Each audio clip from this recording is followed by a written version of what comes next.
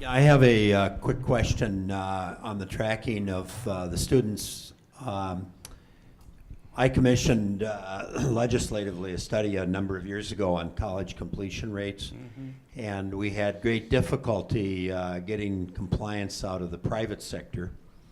And also we had difficulty tracking students that participated in higher education across state lines.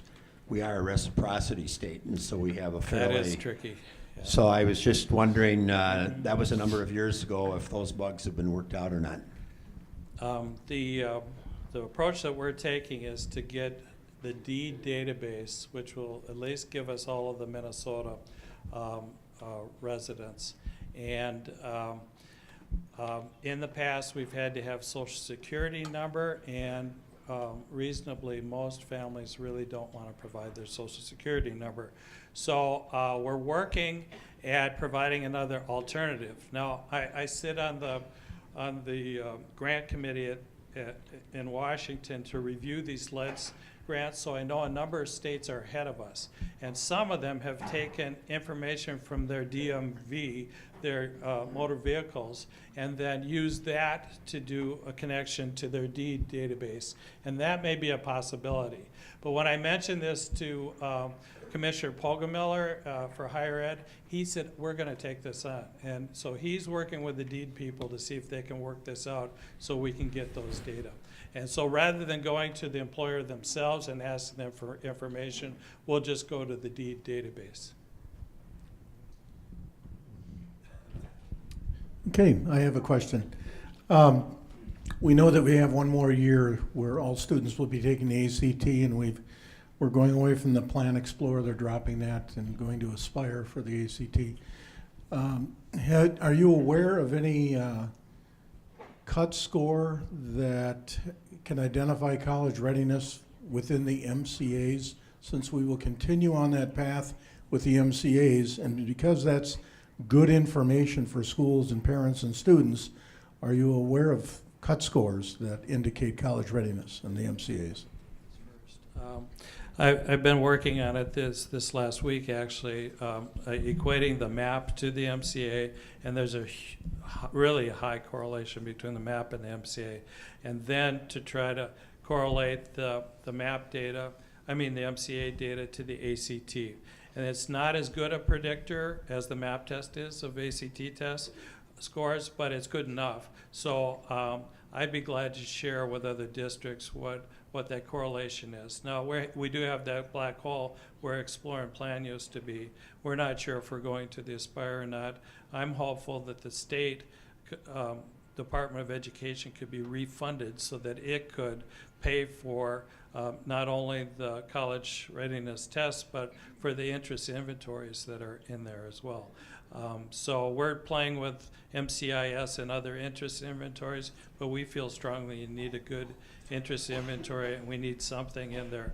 I've also moved MAP up to 8th grade and 9th grade, so right now the MAP is taking the place of the Explorer. Yeah, that's created a great hole in our districts in terms of the ability to predict. Not having the Explorer, the plan. As you know, the MCA, one of the challenges is for students to take that seriously and see the relevance of taking the assessment. And so I would agree with Dave. I think that the Explorer plan is invaluable. We currently have our 9th graders taking the MAP. But again, we really relied on that 10th grade plan to really do a lot of predictability. David, this morning you were in the same presentation with the St. Louis Park people, and where they showed the closing of the achievement gap with the all-day K kids.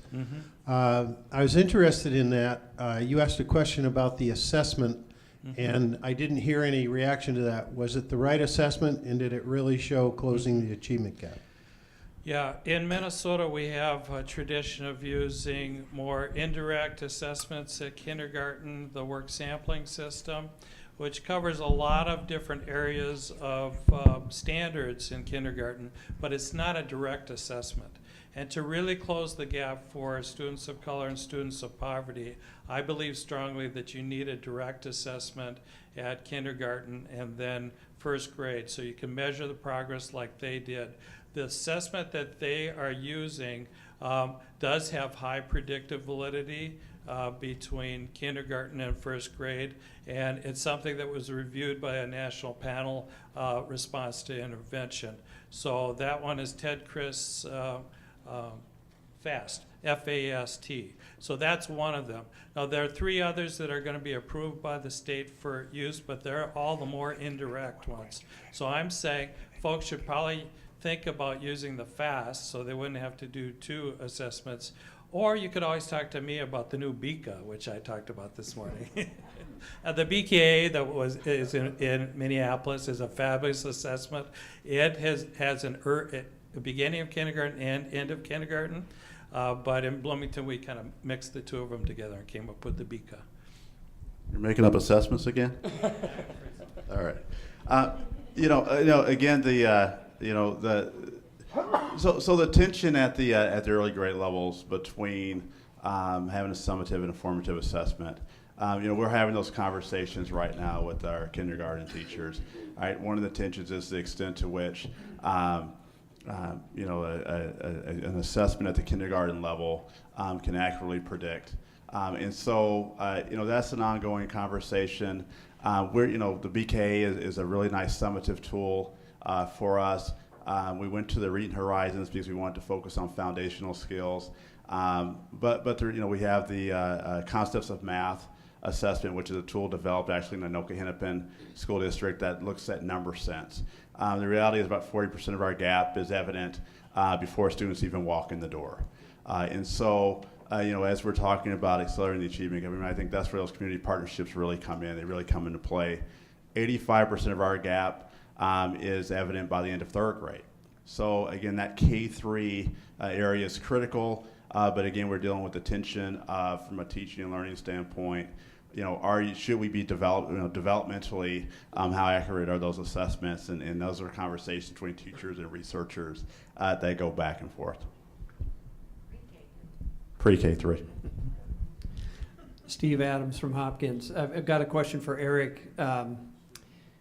You talked about getting rosters from your 353 different organizations.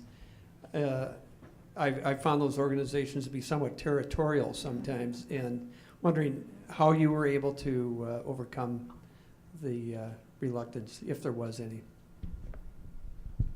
So, I think our approach is always a win-win. What value can we provide? And so that's why we started off with allowing them to define themselves, allowing them to say what they do well, presenting our strategic plan in front of that. And then we actually had an activity where they placed the dots on the strategic plan. We blew up the strategic plan. But then providing the technical assistance. Program evaluators are fairly expensive. They run at $150 to $200 an hour. So to have folks that are trained to be able to support logic model development, theory of actions, and then to support their data systems. They were actually pretty excited about being able to turn over the rosters because they all want to show that their programs were effective. They all believe their programs were effective.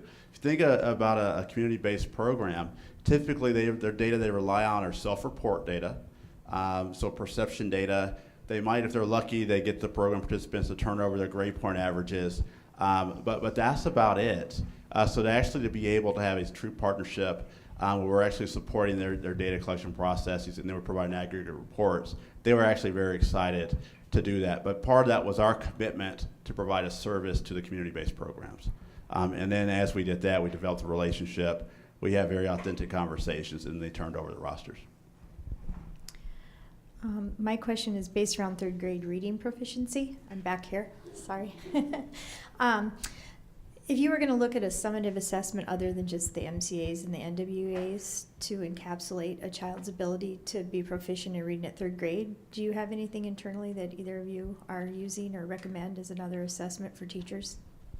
Well, you may not want another summative assessment. You might want to use one of the formative assessments that are geared to finding the correct level of reading material.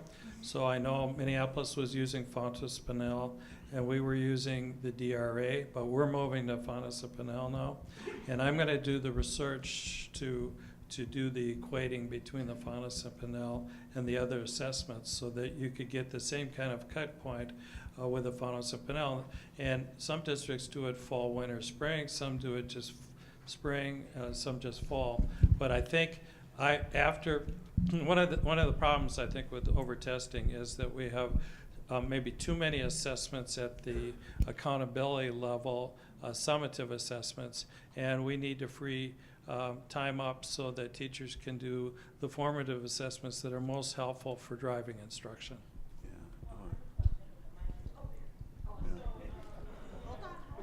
She'll be there.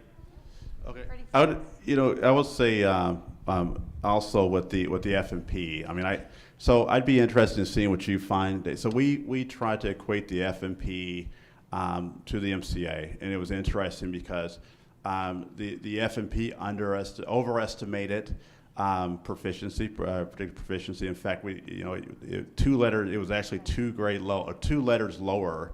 So actually 2 letters higher to predict to being proficient in the MCA. And so what was happening is that our teachers were overestimating the level of readiness that our 3rd grade teachers had. And part of it is that you have to systematically train your teachers on how to give that. You have to systematically train your teachers on the interpretation. And so since you have so much variation in interpretation and the ways that assessment is given, I mean, there's so many things that can go wrong if you don't have a standardized assessment. We have actually interim assessments that we've developed at the learning target level, and we're going to equate those next year to the MCA. But again, when you're creating an assessment, that's not going to be psychometrically sound the first year to 2. And so, there's a give and take, and so we're choosing with our interim assessments to really focus at the learning target level, allowing teachers to address the misconceptions. Some of them are equating really well, and then some of them are not, and then we're having to go back and go through a test development process. But, that's the danger, I think. I mean, with the FMP, it's just there's so much variation in how they, how it's administered. That again, with the number of assessments, the danger is that they overestimate readiness, and then obviously it impacts the teaching in the classroom. Well, my question has to do with, and in listening to your presentation, you've kind of answered it in part, but I want to ask it directly. How much of an activist should the lead researcher in a district be in terms of, persuading, encouraging, pointing out to the team that does the teaching and learning? Because they're different functions. However, you're looking retrospectively in many cases, and so how much of an activist should that role be, if at all? Or is that already presumed? Okay, so I'm pretty old now, and I pretty much have an opinion about everything, but I do think one of the roles of the research department is to keep track of best practice and read the What Works clearinghouse, read all of the stuff that shows up in the paper about, and then check the actual studies to see if they're working. So I'm an advocate to the sense that I always want to provide correct feedback on what I know about the success of particular programs. And people will come to me and say, do you like this program? I said, I found absolutely no research in the website or any place about this program, so I can't really comment about it. Or this really does have effectiveness, research behind it, and so I think that's a role that we can play. But at least in Minneapolis and Bloomington, we're independent of the curriculum department, so in part we have to be able to do a study and say, hey, what we're using in our curriculum right now isn't working, and then challenge people to think about a different way of doing things. Yeah. I mean, I would agree. I mean, so from our the research evaluation standpoint, being student-centered means telling the truth. Means doing critical analysis, being that critical friend to identify what works, what doesn't, and so that places us sometimes you do have to have those very critical conversations. I believe that research evaluation assessment departments can be critical partners, can play critical roles in helping to close achievement gaps. Part of it is that a lot of the work, we don't measure a lot of the initiatives we do. We're not efficient as we do. I mean, we're not as efficient with our resources because we're not measuring well what works, what doesn't. I mean, we don't do typically a lot of work on our interventions about how well our interventions are working and for who. And so a lot of times, for example, our interventions, we found that interventions actually contribute to the achievement gap because you have the wrong students in the interventions, but you're not implementing with fidelity. So we've been able to do some analysis and find out that there's some interventions that even with best intentions, when you're placing a student intervention, they're actually harm to the student. So from an advocacy standpoint, that is going to that principal or a teaching and learning department and saying, hey, this is a great intervention, but this for this population. But I think if from my perspective, being student-centered, I love being an advocate for students. And I think that's the work that we should all be doing, which allows us to tell the truth to each other. All right, on that note, thank you guys. That was a great wrap up to a lot of great sessions. Holy cow. Thank you to all the people who presented.